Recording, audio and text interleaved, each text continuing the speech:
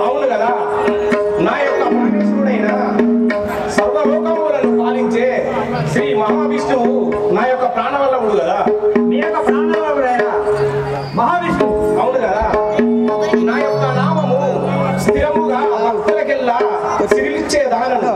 నా యొక్క నామము లక్ష్మీదేవి అందురు కదా. మీ యొక్క నామైన లక్ష్మీ అవును కదా. అమ్మా నీకు ఇదే పైన వందనములు.